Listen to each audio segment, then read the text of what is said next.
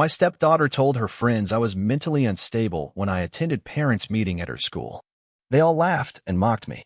When I told her mom, my wife, what her daughter had done, she said, "She is young. Maybe she is right." I smiled and left her. What happened next was rather unexpected. I will tell you everything. First, let me quickly thank you for your continuous support. This means a lot to us. If you enjoy the stories we share, kindly subscribe to this channel. It will be great if you can leave a comment on which city you are watching from. We might just give you a shout out in our next story. Today's special shout out goes to Ray Anderson from New York. We are glad you enjoy our stories. Now let's go deeper into the story. I never asked to be a stepfather. It wasn't something I dreamed about or planned for, but when I met Patricia, it just came with the package. I was in my early 40s then. Well established, running my own business, and finally ready to settle down after years of chasing success. She was elegant, sharp-tongued in a way I found endearing, and the mother of a 13-year-old daughter named Talia. From the beginning, Talia kept a certain distance, the kind that felt more like a performance than genuine shyness. I thought it would pass. I thought if I was patient, kind, generous without being overbearing, she would eventually warm up to me. I didn't want to replace her father, who, from what I was told, hadn't made much effort to be in her life. I just wanted to be someone she could trust. But there's something uniquely cruel about teenage girls, especially the ones who learn early that a man's decency is a thing to test rather than treasure. When Patricia asked me to attend the parent-teacher meeting because she had an unavoidable work trip, I said yes without hesitation. I wore my best navy suit, polished my shoes, even brought along the tiny leather notebook I used during board meetings, some old habit of mine, a way to show I take things seriously. The school was pristine, one of those institutions that pride themselves on producing well-rounded, socially polished kids. I sat through the teacher's report, nodded appropriately, and asked a few questions that showed I cared. But something felt off. The other girls in Talia's class, sitting with their parents or just milling about near the auditorium, kept looking at me. Not just looking, whispering, smirking, occasionally bursting into muffled giggles when I walked past. One girl even turned her phone toward me for a quick snap before covering her mouth with fake surprise. At first, I thought it was teenage nonsense. But then I caught a phrase. "That's him, the crazy stepdad." The words hit harder than I thought they would. It took every ounce of restraint not to react. I smiled, nodded at one of the girls who was bold enough to meet my gaze, and made my way out of the school before the pit in my stomach turned into something less dignified. The drive home was quiet, and I kept replaying what I heard, wondering if I'd misunderstood. But by the time I walked through our front door, I knew I hadn't. There was no way that many kids could be laughing at something they hadn't been fed. I waited until dinner was done and the kitchen was clean before I brought it up to Patricia. I told her everything, how I was mocked, how her daughter had clearly said things behind my back. I expected anger, or at least concern. Instead, she took a long sip from her wine glass, shrugged, and said, "She's young. Maybe she's right." She said it like she was commenting on the weather. No empathy. No defense. Not even curiosity. I smiled. That's all I did. Not because it didn't hurt, but because I had reached a place past hurt. There's a kind of silence that creeps into you when you realize someone you love doesn't love you back in the way that matters most. Respect. It's such a simple thing, yet it defines everything. I went upstairs, changed into my pajamas, and lay in bed staring at the ceiling while she scrolled through her phone like nothing had happened. And in that moment, I made a decision, not out of anger, but out of clarity. I wouldn't fight. I wouldn't argue, but I would act. And come morning, things would be different. Morning came heavy. Not because I didn't sleep. No, I slept just fine. It was the kind of sleep that comes after something inside you breaks and the pieces settle into a shape that feels final. Patricia was still asleep when I got up. Her face looked peaceful, almost soft, like the years had been kind. And for a moment, I stared at her, wondering how I could love someone who didn't flinch at my humiliation. I brewed coffee quietly, sat down at the kitchen island, and opened my laptop. I didn't feel angry.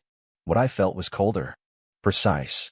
A kind of emotional detachment I'd only experienced once before, when my own father disowned me for leaving the family business. This was different, but it felt just as permanent. I logged into my accounts and started making changes. First, I revoked Patricia's access to the shared cards. Nothing dramatic, just removed her as an authorized user. Then I called my attorney and asked to schedule an update to my will. When his assistant asked if it was urgent, I said yes. Because it was. Respect, once lost, is like a dropped vase. You can glue it back together, but it never holds water the same way again. Patricia walked into the kitchen around 8, yawning and stretching, her robe barely tied, her hair a soft mess of curls she hadn't yet tamed. "Morning," she said casually, as if last night hadn't happened, as if my dignity wasn't still bleeding out somewhere on that school auditorium floor. I nodded, handed her a cup of coffee. She took a sip, smiled. "Thanks, babe." I sat across from her and said nothing. Not because I didn't want to speak, but because I knew anything I said would only soften the blow of what I'd already set in motion. There's a strange kind of power in silence, especially when the other person doesn't know a storm is coming. She scrolled through her phone while sipping her coffee, occasionally laughing at something online. I wanted to ask her, what kind of woman shrugs off her husband being publicly mocked by a teenager? But I already knew the answer. The kind who never saw him as more than convenient, useful, temporary. Around noon, Patricia called me from the boutique she'd driven to, her voice unusually shrill. "Hey, my card isn't working," she said. "Is there some issue with the bank?" I kept my tone even. "No issue. I removed your access." Silence. Then what? Not confusion. Shock. As if she hadn't believed I had it in me. "I also took you off the will," I added.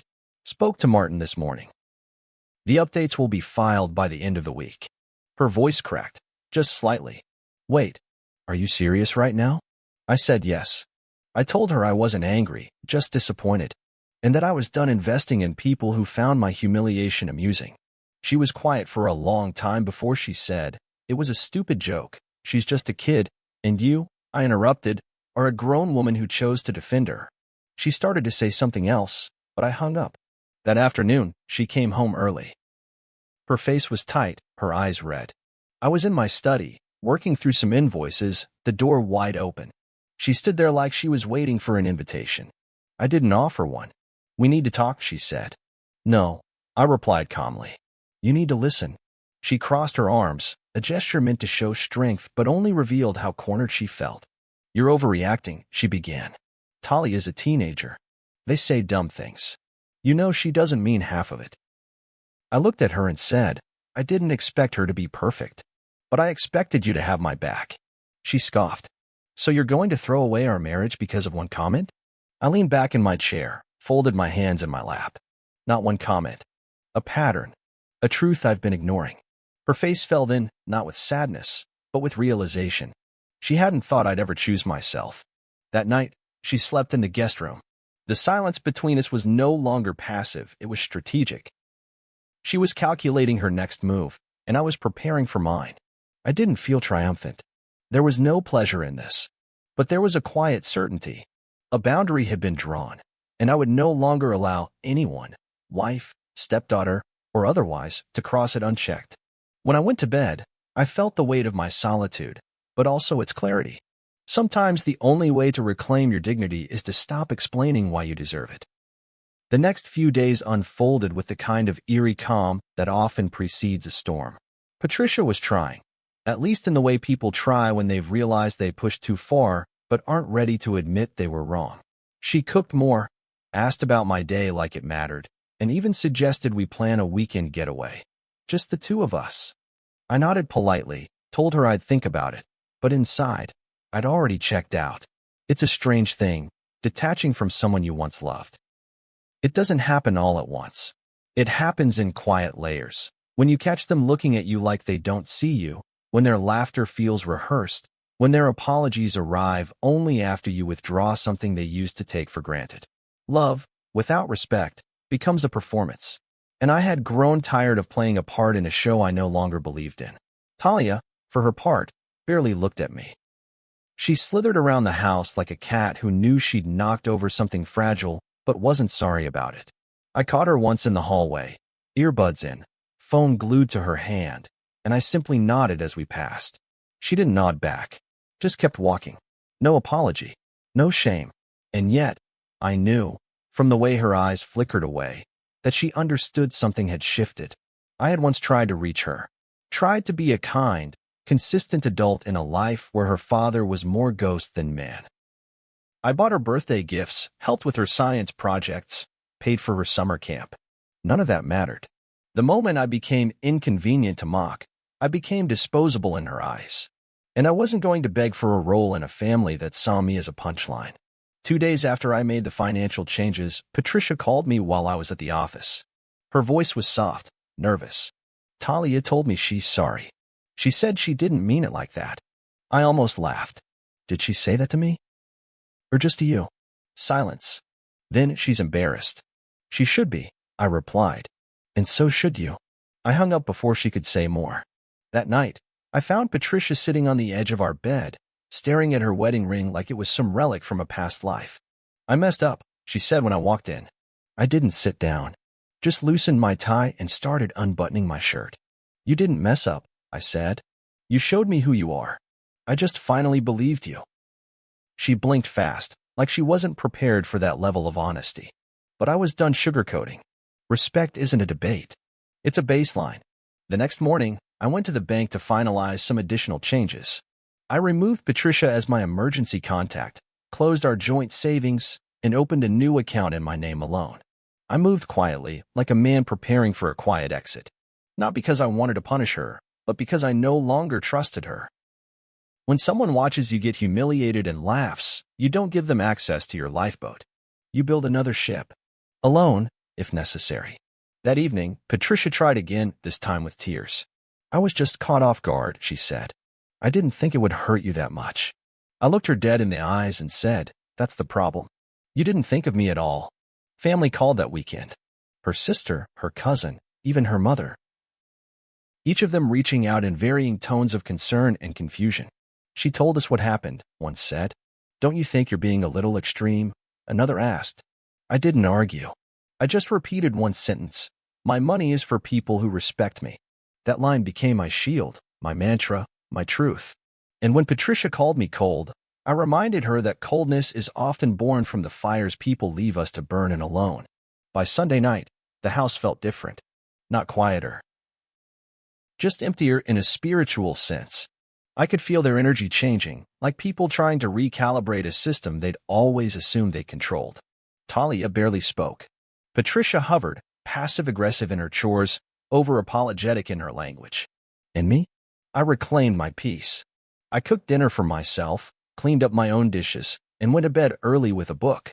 No tension. No drama. Just a man who finally understood that loyalty should never be given to those who mock your pain. By the second week, the silence had grown teeth. It no longer felt like the absence of sound. It was an entity in the house, stalking every room, sharp and undeniable. Patricia no longer made passive efforts to reconnect. Now she moved like someone afraid to be noticed, afraid that one wrong word might shatter what fragile ground she still stood on. Talia had stopped pretending to be indifferent. Her glances were furtive, and when I passed her in the hallway or caught her in the kitchen, there was something behind her eyes I hadn't seen before. Not remorse, she was too young and too proud for that. But unease.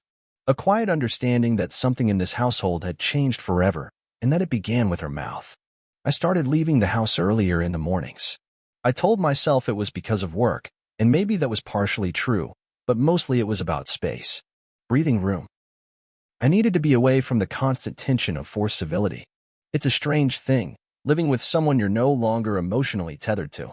You share the same air, the same lights, even the same bathroom mirror, and yet the emotional distance is so vast it might as well be an ocean.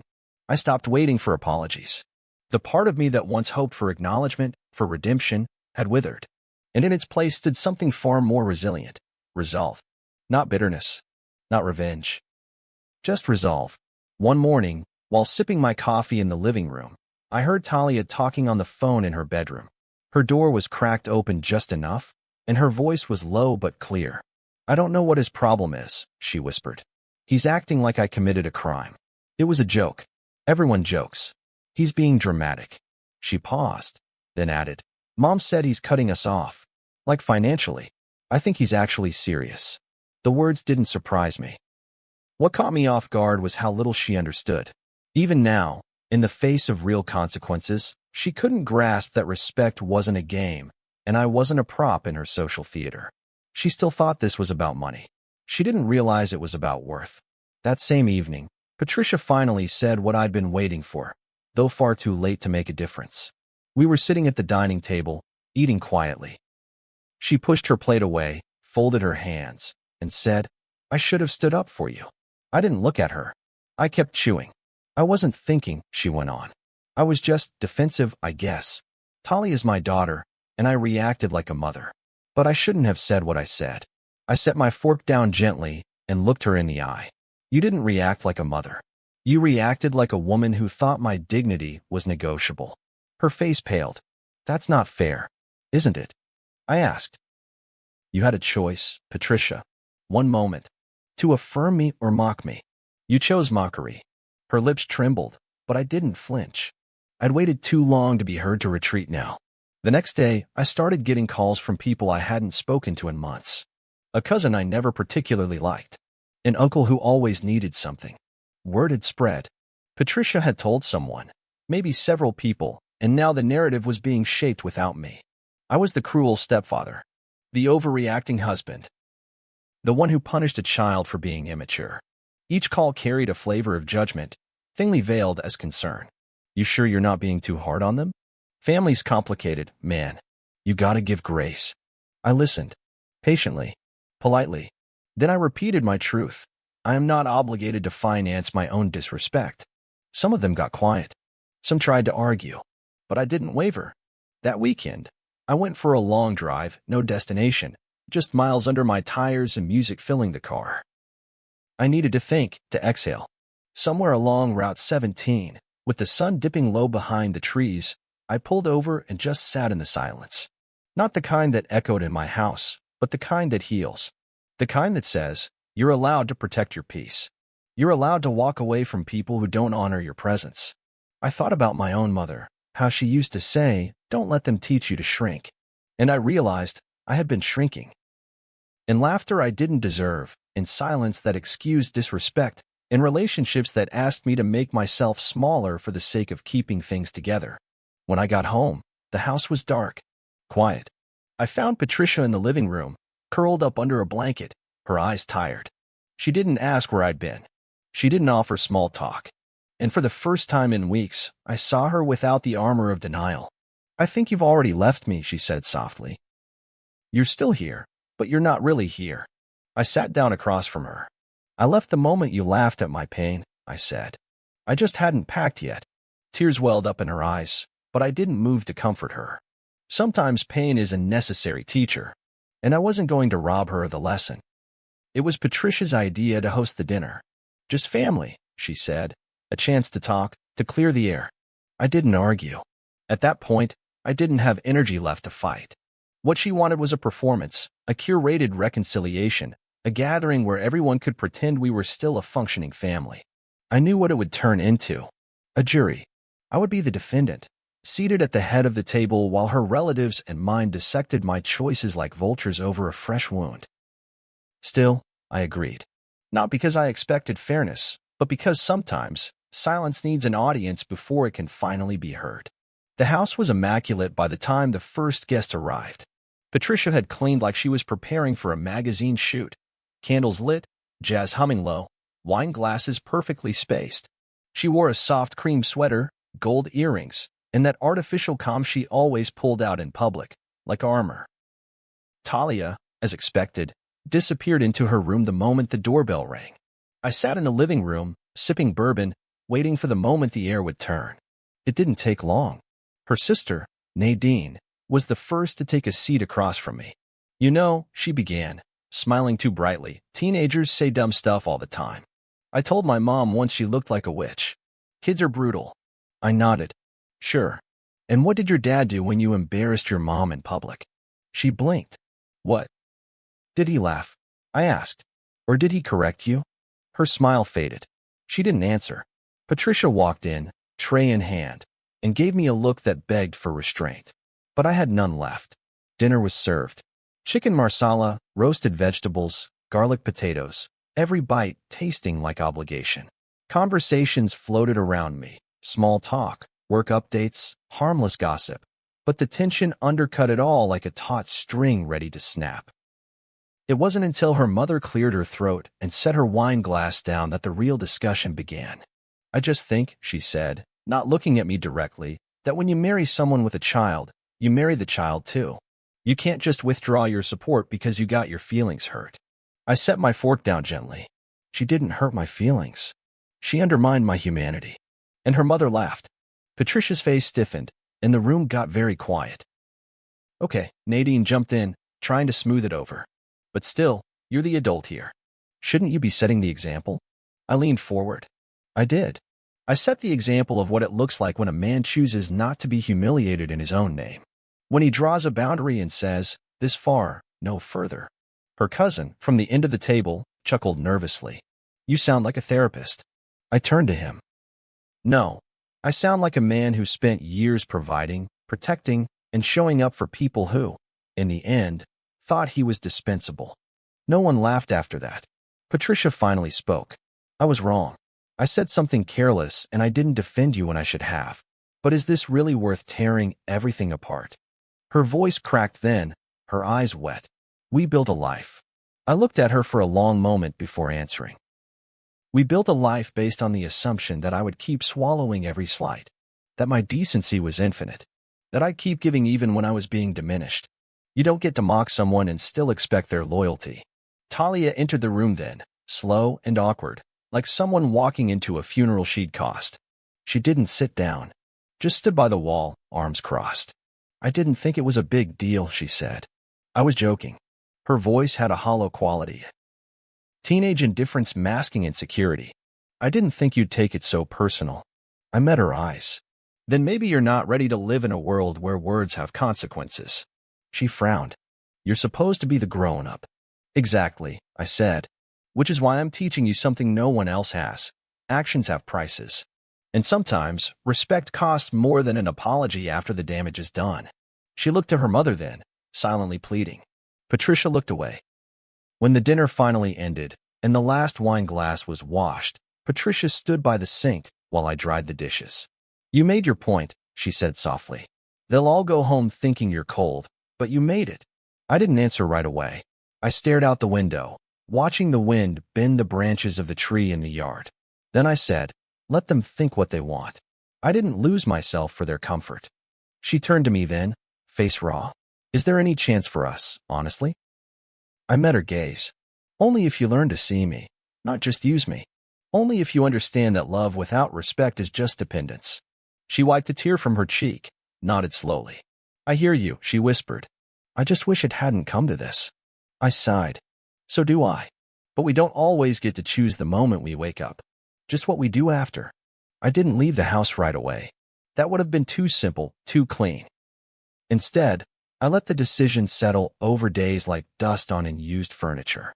I moved through the house with quiet intention, still polite, still civil, but no longer attached. Patricia tried to bridge the space with small gestures, leaving the kettle whistling when she knew I was about to enter the kitchen, folding my laundry before I got to it, sending short messages in the middle of the day. "Hope your meeting went well." But none of it touched me.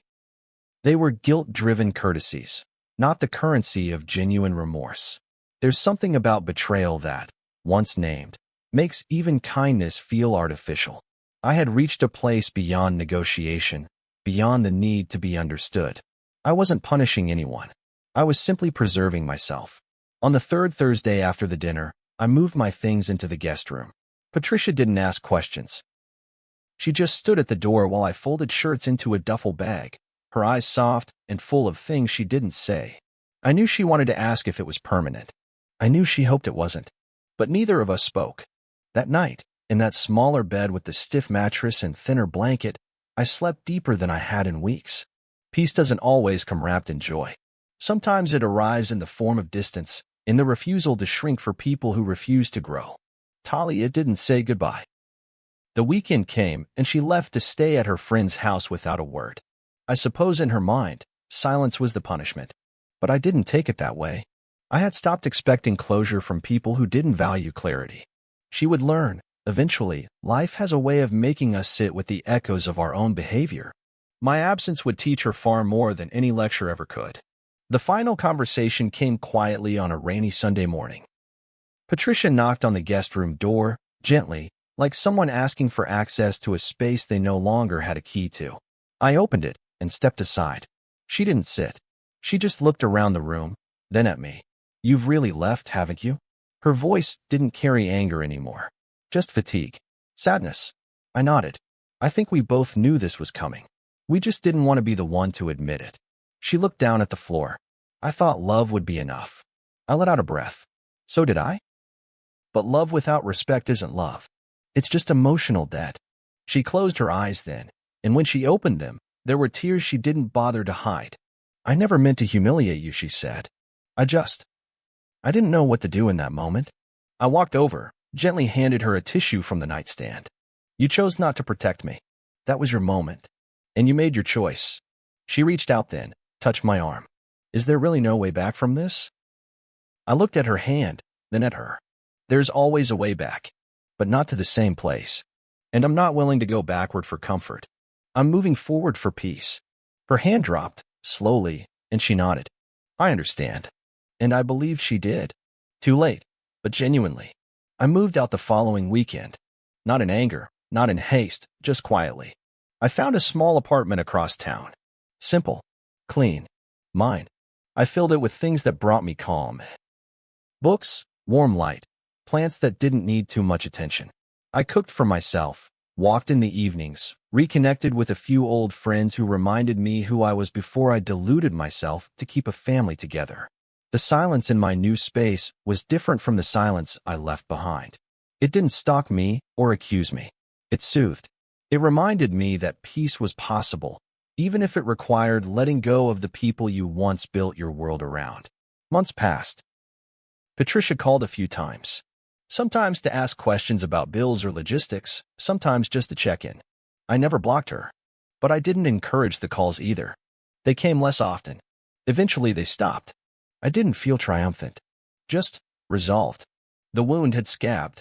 The scar would remain, but the bleeding had stopped. I look back now, not with regret, but with clarity. I know I did the right thing. I stood up for myself in a house that no longer recognized my worth. I drew a line when I realized I was being erased. I said no, not because I didn't love them, but because I finally loved myself enough to stop begging for basic decency. People say forgiveness is essential. I don't disagree, but forgiveness isn't the same as access. I forgave them both. I just didn't let them back in. And that, I've learned, is the real cost of disrespect. It's not the immediate fallout. It's what it takes from a relationship that may never come back. Respect, once broken, doesn't always grow back the same. Sometimes it dies. And when it does, the only healthy thing left to do is bury it and walk away. So I did. And I've been breathing easier ever since. If this story moved you or made you reflect on your own boundaries and self-worth, don't forget to like, share, and subscribe for more real-life inspired narratives that dive deep into the complexities of family, respect, and emotional growth. Your support helps bring more powerful stories like this to life. See you soon in the next one.